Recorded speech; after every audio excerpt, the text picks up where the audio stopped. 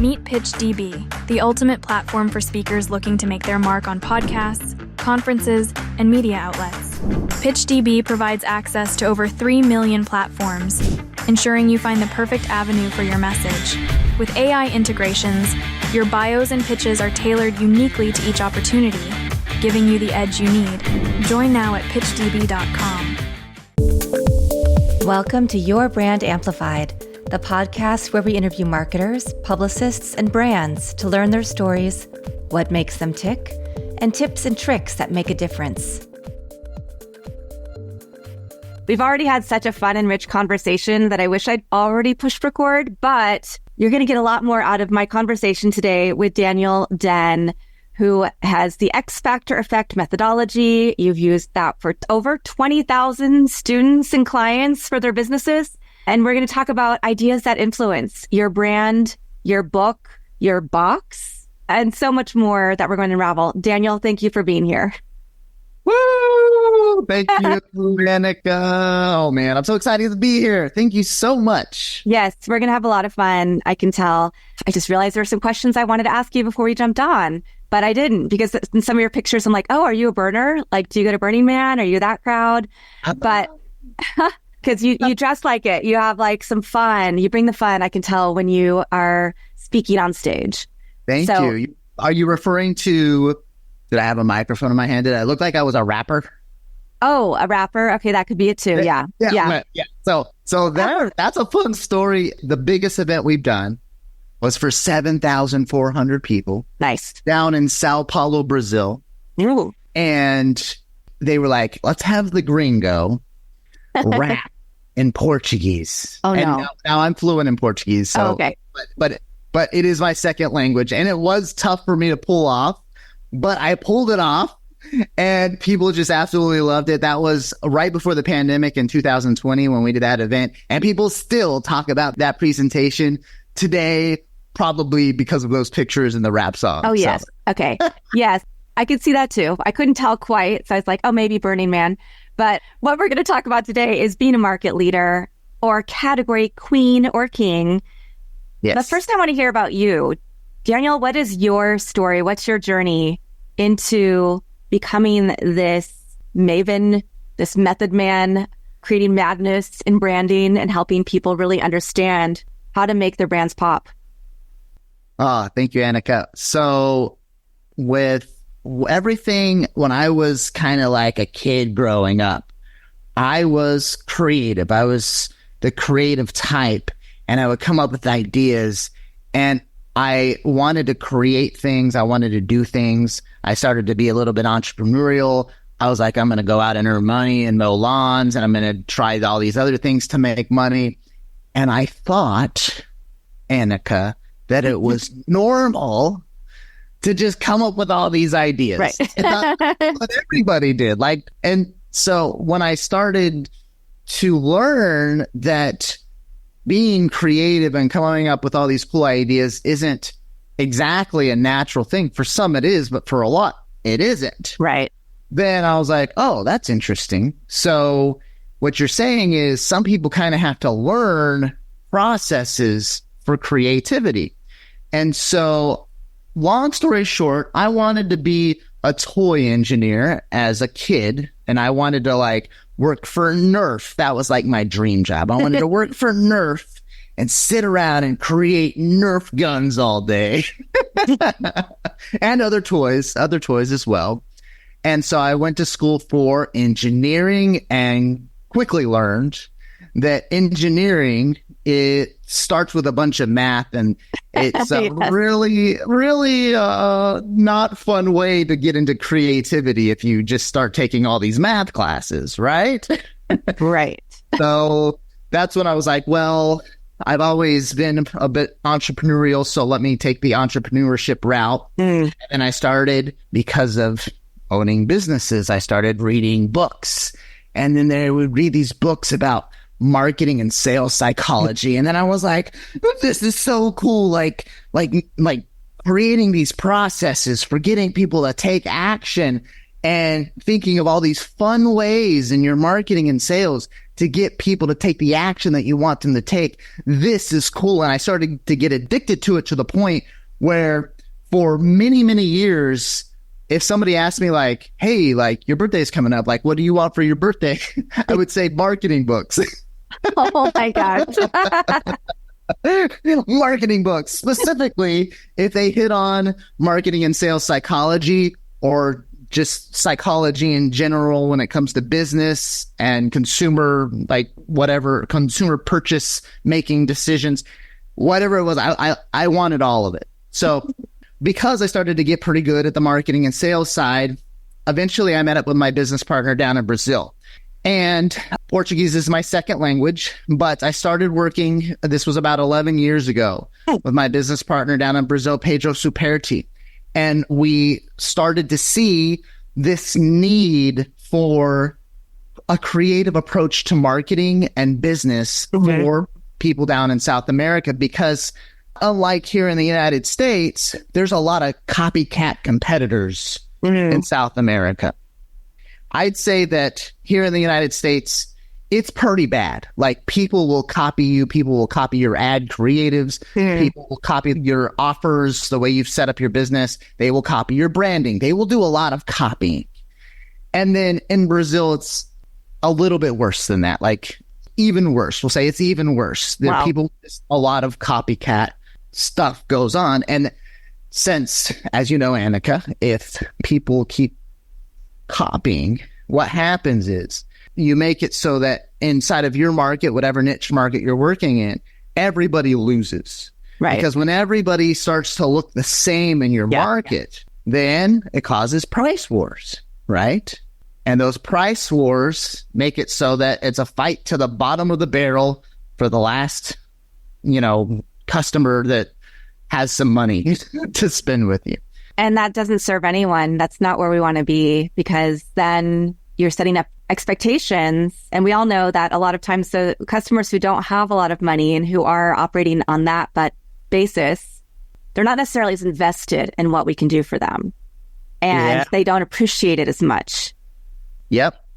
So eventually we came up with 9 pillars for differentiating your business and your marketing and your sales to the point where you can stack your differences on top of one another and become a unicorn in your market. Because if you can be compared apple to apple, like you look exactly the same, then that's what causes the price wars. That's what causes bad stuff happening inside of your market and bad stuff for your personal economy and for your business. And it causes a bunch of headaches, makes it so that you can't scale your business. But if you can be what the customer wants, but not be compared apple to apple, right? In the realm of fruit, if everybody's an apple and you are a watermelon, right? Then you have some level of differentiation. It's still what the customer wants. The customer wants fruit, but you stand out because everybody's selling apples and you're the only one selling watermelon. Yeah. So that's kind of our approach. It's the X Factor Effect approach, and it's 9 different pillars that we walk people through in order to help them differentiate themselves to the point where they can break through the noise and be that clear alternative in their market. Mm-hmm. And that's what leads people to becoming that market leader or category queen or category king inside of their market. How did you get involved in learning Portuguese and working with a Brazilian partner? Ooh, great question. So I lived in Brazil for a couple of years. I went out and I was teaching people about Jesus and helping people through a missionary service. And then I came back to the United States from that with all of these really cool ideas. Mm-hmm. And I started to get involved with marketing. And then the Brazilian friends that I had gained from living in Brazil started seeing that I was doing all of these really cool things on the internet, including like posting stuff to YouTube. And I had some videos that kind of went semi-viral way back when YouTube kind of first got started. And they were like, what? Like, you're doing like some pretty cool stuff. And then eventually one conversation led to the next. And my now business partner, Pedro Superti, down in Brazil, we started working together. And we were like, hey, there's a lot of really good information when it comes to the marketing and sales side that people in the United States are following, but not so much down in South America. So let's take this specialized knowledge. So let's differentiate by, blue ocean strategy. Let's take this really cool knowledge and let's apply it to a market where people have never really heard of this stuff. Yeah. And let's create it as our own with our own methodology, unique process, step 1 through 9 with different pillars that all we have our unique naming for our own methodology. And let's teach it and let's help people. And it grew like wildfire. People loved it so much that we started getting more clients outside of Brazil. And eventually we knew that we were going to take the methodology worldwide. And now I get to practice everything that we've preached over the past 11 years and also take the methodology somewhat worldwide to the English-speaking population. There is a lot of innovation. The number of entrepreneurs that I work with who have moved their companies or started their companies in South America right now, it's really fascinating. Oh, yeah. Yeah. So is that the next creative boom, do you think? Or is it kind of to your point where a lot of things we do in the US, we've done, everybody's copying them, but there are other places that haven't had the access to all of these tools and all this information. Maybe also the economy it's a little easier to navigate. I will say I have a dual passport, so I have a Thai passport, and that's definitely part of my exit strategy is I know that I can live really inexpensively and have an amazing life there and be close to my family. Right. So there are all these different factors that I think we all start thinking of, especially now living in this more digital nomad era. Well, I got a really cool insight probably 5 years into working with the Brazilian people. The veil of curiosity about how economies really work kind of got lifted off of my eyes when I understood one simple key factor when it comes to how well economies work. And you've probably seen this truth also when you do visit Thailand. So one of the key determining factors for how well an economy works is how much money is exchanging hands. Mm-hmm. And so what happens in a lot of countries, including in South America and in other parts of the world, around I've got a friend. Well, he told me he's going to launch some really cool protein powder in Malaysia, right? Oh. And I'm like, whoa. And he's like, yeah, they don't have it there. Wow. You can't buy it.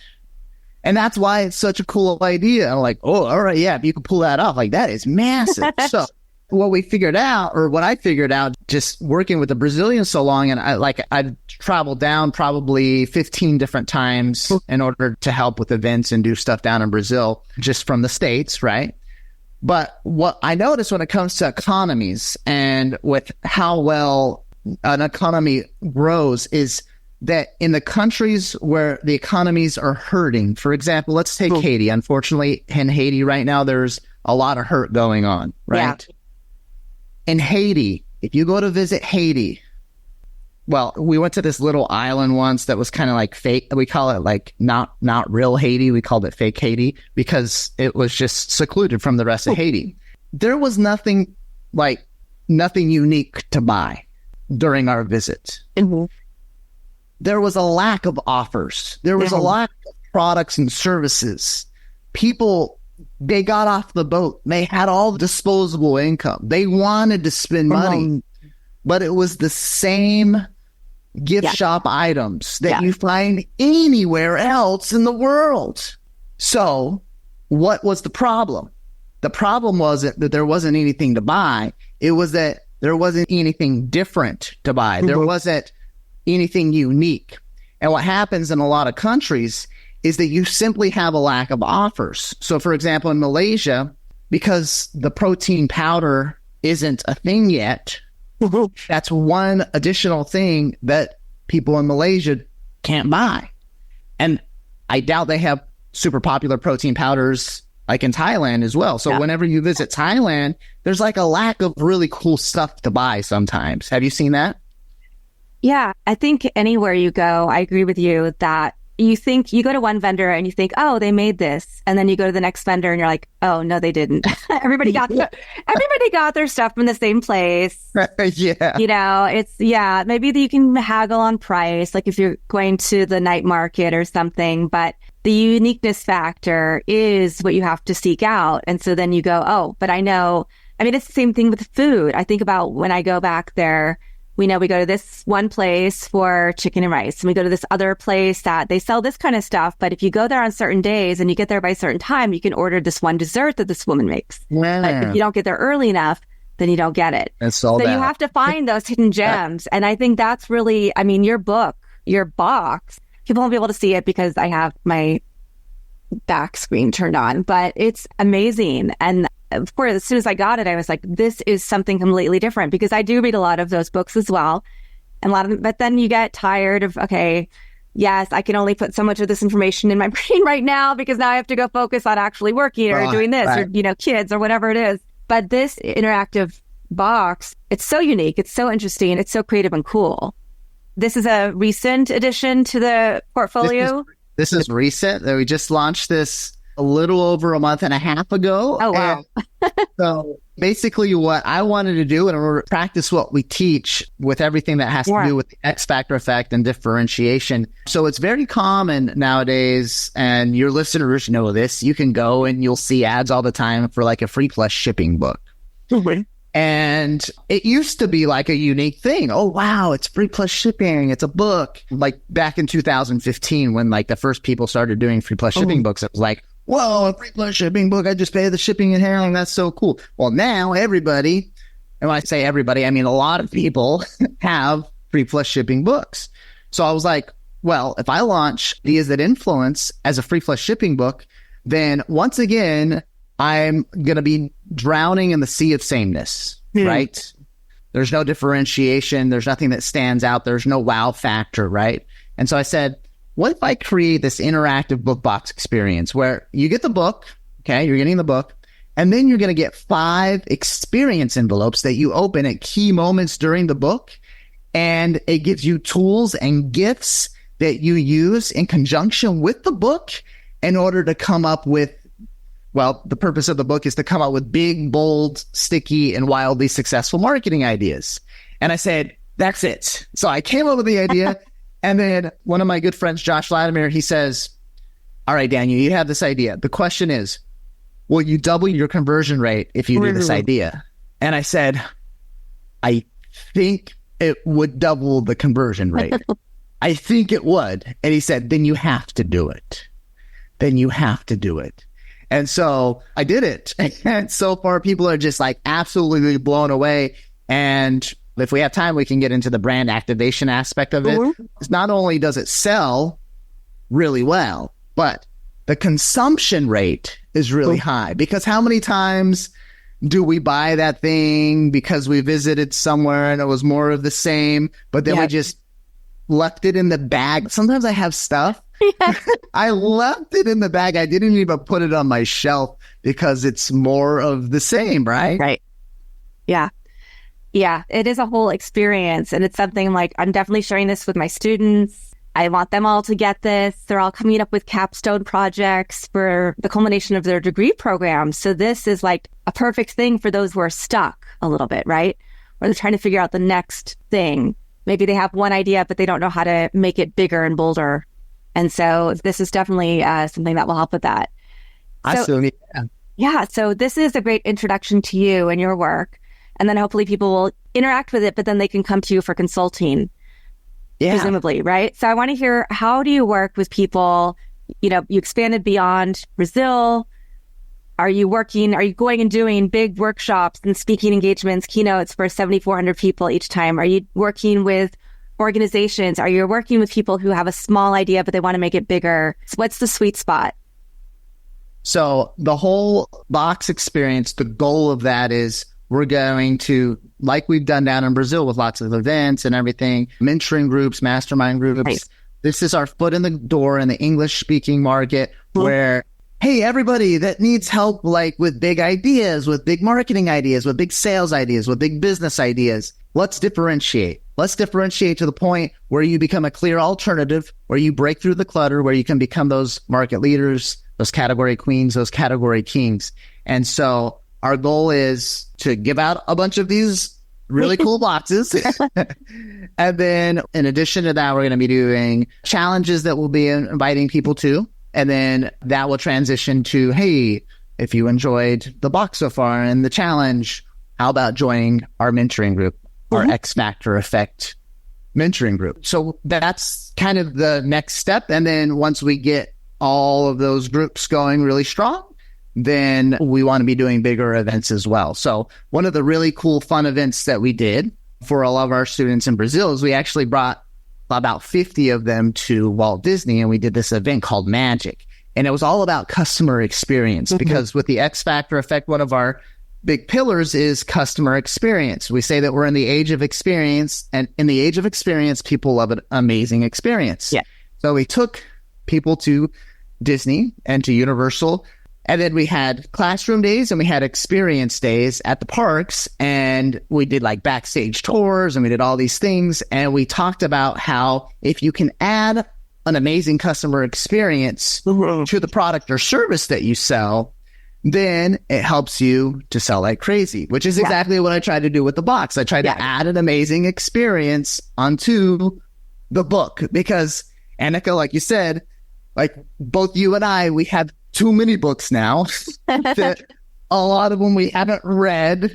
I think the statistic is that when people buy a book for themselves, this is a really sad number. I think it's less than 20% of the people that buy the book for themselves actually read the book. Yeah.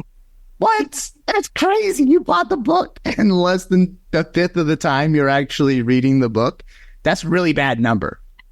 So how can you improve that? Well, one idea is to add an experience to the book, right? So anyway, so that's kind of where we're trying to lead people into this with the mentoring group and everything. Yeah. And that's kind of like the goal, to practice what we teach and start to break through the noise in the English speaking market as well.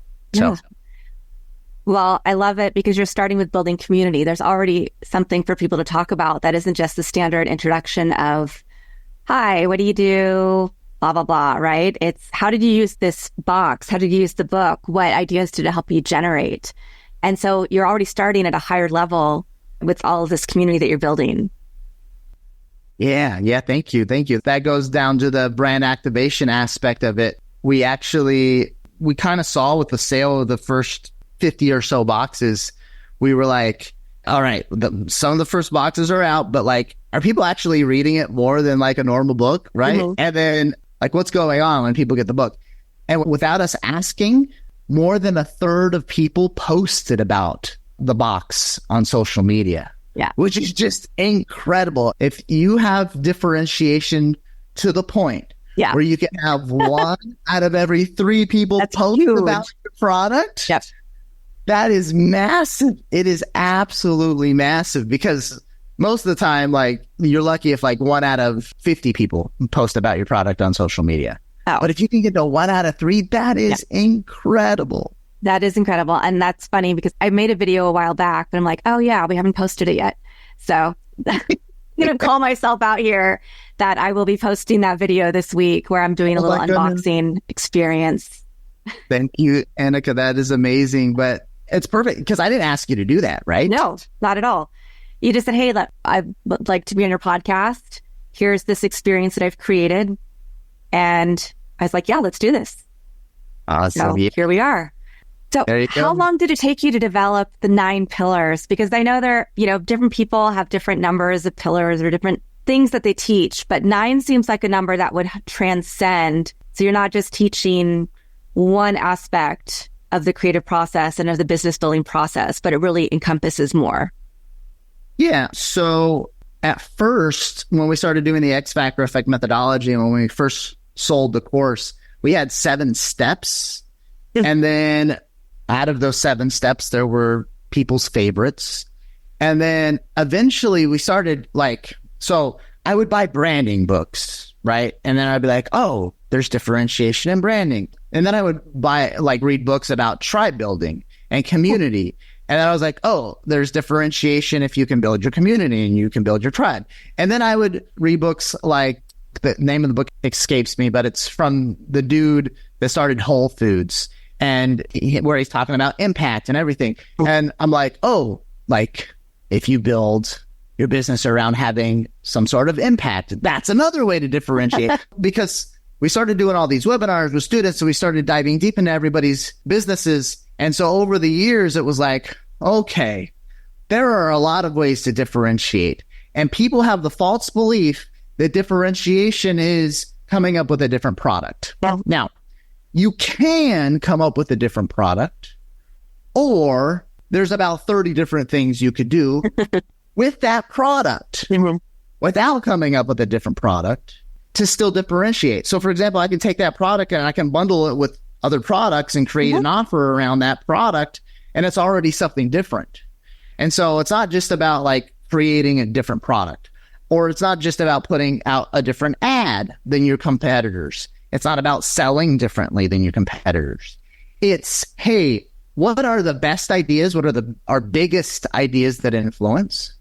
And what are like 3 or 4 or 5 of them that we can stack as differences, one upon the other, where if we did all 5 of those things that are so unique and different, that are things that our dream customers would love, if we do that, what does the business look like? How much do our dream customers love that? And how does that make us stand out and look and position ourselves in our niche market? Yeah. And what we discovered is if we can get out of the 9 pillars, if we can just get students to apply about 3 of them, then they are on track to becoming a market leader in some way, shape, or form inside of their niche. Because 3 big differences stacked one upon another that your dream customers love, well, it makes a big difference. Can you share stories about some of your most successful students and businesses? So we have a student down in Brazil. He was doing charity work for many, many years. He would visit hospitals, and he has this Batman suit. And this Batman suit, it weighs about like 50, 60 pounds. And it's big, it's heavy, but it's amazing. It was custom built to fit him. Wow. And he looks like, when he wears it, he looks like he just stepped off of a movie set. Like, it's that good. Like, he looks like Batman, right? And so he owned a gym, and he was doing this charity work. And Warner Brothers gave him the rights, because Warner Brothers used to own the Batman, whatever rights. And then down in Brazil, like there's rights for different countries. It gets all like mixed up and everything. So at least down in Brazil, it was Warner Brothers that gave him the right to call himself the Batman of Brazil because of his charity work. Okay. So they said, okay, you can call yourself the Batman of Brazil. He's like, sweet, this is amazing. Now, he's still broke. Like, he is Batman, and he's a broke Batman, right? And he owns a gym, and he's still a broke Batman. So Pedro hears about this guy, and he's like, all right, like, you're so cool. Like, we got to help you. So we started helping him, and we started getting him these speaking engagements, including on our stage for one of the events. And we started helping him with his business. And long story short, he started growing his gym, sold it. Now he's a famous speaker in Brazil, continues to do the charity work, and he's got his book now, and he gets invited to speak all the time, and he's a paid public speaker. And he's got all of these really cool emotional stories of how he's changed these kids' lives. And it's through his stories, the different stories that only he can tell, because he's the only Batman of Brazil. Yeah.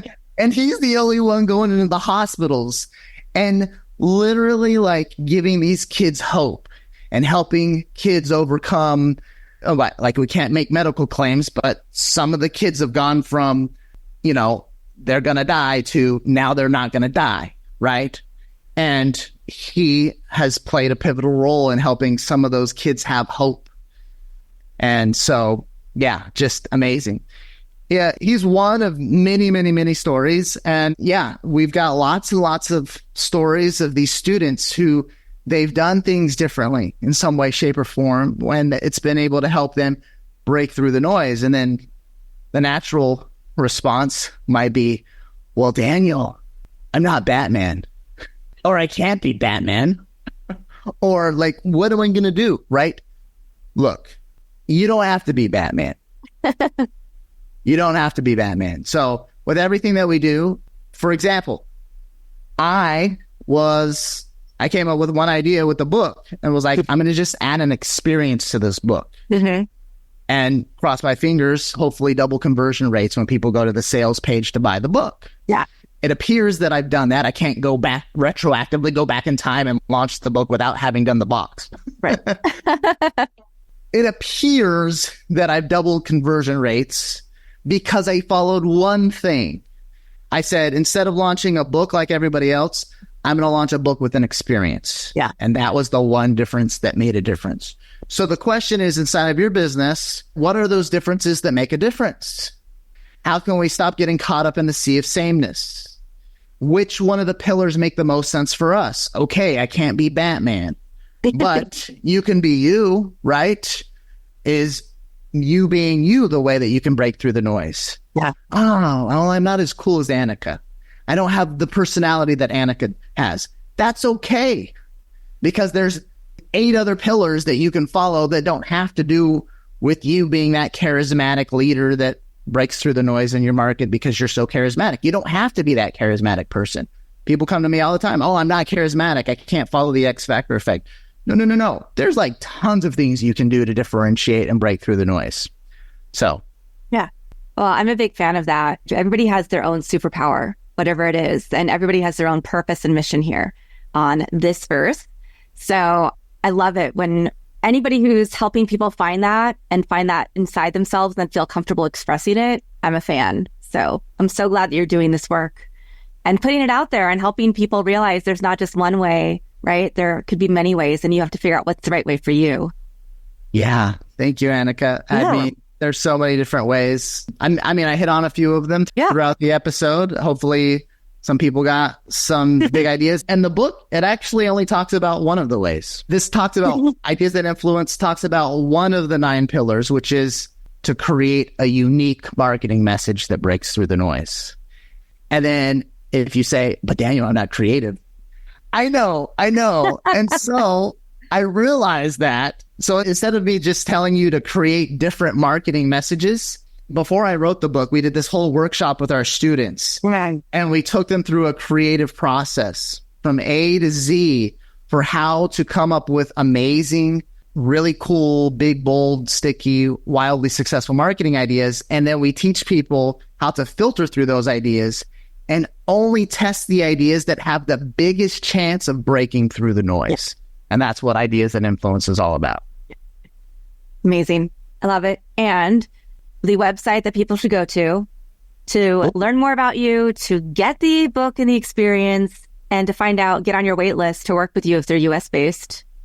Yeah, thank you so much, Annika. It's Big Ideas with an S, bigideasbox.com. Super easy. Box.com. Or you could go to ideasthatinfluencebook.com, but that's really hard to type. So yeah. The Ideas Box. It rolls off the tongue. It's easy. I love that. And I know, there's so many more things we could talk about, but I want to keep it simple so that people go and get the box and the experience and dive more into that research with you.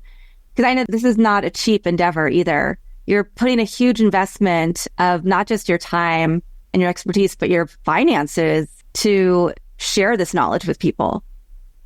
Yeah, it's a little bit risky. So that everybody gets an idea. So it's free plus shipping, right? So, yeah.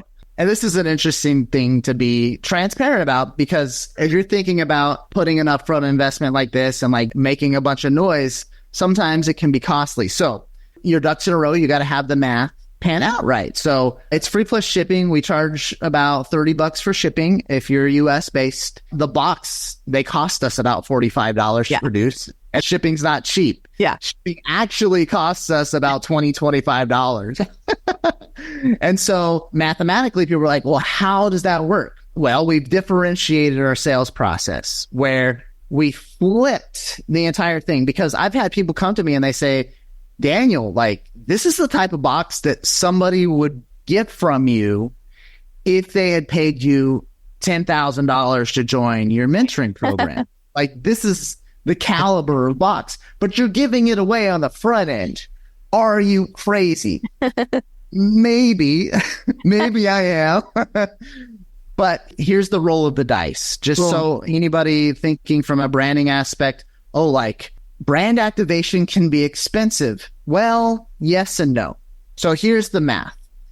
If we give out 100 boxes, if we lose about $45 every single time that we give away a box, then we're $4,500 in the hole, right? We're giving away 100 boxes. But if we get one person to join a mentoring program out of 100, because of our follow-up and everything that we're doing different in order to try to get people to join a mentoring program, that mentoring program cost is $10,000 at minimum, and we're in the positive. And then I can keep on giving away boxes forever. So that's kind of like strategically like how that works if you flip the entire process and give people a great experience on the front end. Now, I've had a lot of people tell me, Daniel, you're going to get a lot more than 1 out of 100 people to join a mentoring program. And I'm like, well, I love what you're saying, and I hope you're right. Right. Because I want to give away the boxes forever. And if we hit a point where the math isn't there, then that's okay. We just say, all right, we're still going to sell the box, but now it's not free plus shipping. Right. Now it comes with this, online program, and it's $150 or whatever it is. And we can still give away boxes. So it's not the end of the world if our initial plan for selling and doing things differently doesn't work. But the real risk is this, and I want to kind of end on this, Annika, because people say, Daniel, everything you're saying sounds super risky. Like, this sounds risky. Whoa. Here's the truth. We talk about it in the book. There's a study that was done. And the study says that the creative approach to marketing and advertising is on average 6 times more effective than doing marketing and advertising that's more of the same. I'm going to repeat that. A creative approach to marketing and advertising is on average 6 times more effective than doing more of the same. In other words, if when you're going to market and you're trying to sell, if you take a creative approach and try to do something differently, on average, you're going to be 6 times more effective than looking at everybody else in your market and saying, oh, look, like they ran an ad like that. I can run an ad like that. Or they did an offer like that. I can run an offer like that. If you do more of the same, you should expect the same mediocre results. Now, Annika, you know this. The same mediocre results, unfortunately, in business today is that within 5 years, the large majority of those businesses go out of business. And it's because they're trying to do everything the same. Yeah. That's the big reason why. They're stuck in the sea of sameness. They're trying to compete with everybody. They're being compared apple to apple, and they get the same mediocre results, which results in normally going out of business within the first 5 years. Sad, but sobering. Yeah. But that's why you're here, is to share things that people can do differently and think of the big new ideas that will differentiate you in the market. So I know that this has been a really fun conversation for me. I always learn things from my guests. So it doesn't matter how much you've studied, whatever you've studied, it's always great to hear something new that you can then take with you forward in the world. So Daniel, thank you for giving that gift to me and to my listeners and the people who are watching this. And of course, I always like to ask the last question, which is if you have a favorite quote, mantra, family motto, verse that really resonates with you. Yes. So there's this whole story, this whole book. I can't quote the whole book, but there's a story about a young boy named Santiago. And the book is The Alchemist. And the whole book is pretty much written as like this whole like very well thought out poem / story, right? Whenever I read that book, I've read it multiple times. I think twice I didn't cry, but all the other times I cried.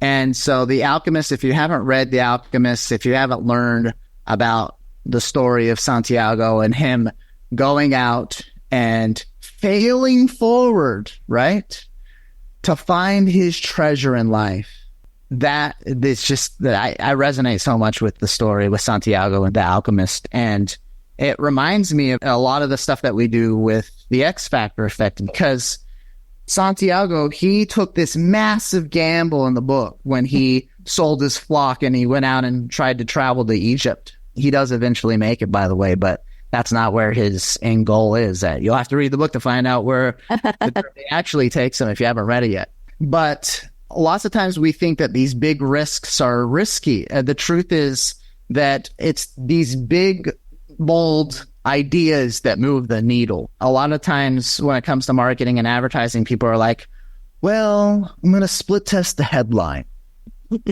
Yes, you're supposed to split test the headline, but what's the big thing that's going to move the needle? Right. Oh my gosh.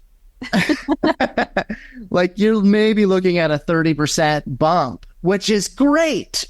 Split testing multiple times a headline, but what's the big branding idea? What's the big, bold idea that's going to move the needle? And that's what we work on with our clients. And that's why they see the big results. And that is the path to market leadership. Amazing. This is so fun. I just want to keep on talking and sharing ideas, but we'll do that another time. I know we will. And again, Daniel, thank you so much for being here. And thank you to everybody who's listening or watching to this episode of Your Brand Amplified. Don't forget to leave us a rating, review, follow, subscribe. That helps the algorithm find us and helps me and my guests reach more people who need this information. Want more? Check out amplifywithannika.com or follow me on socials at amplifywithannika.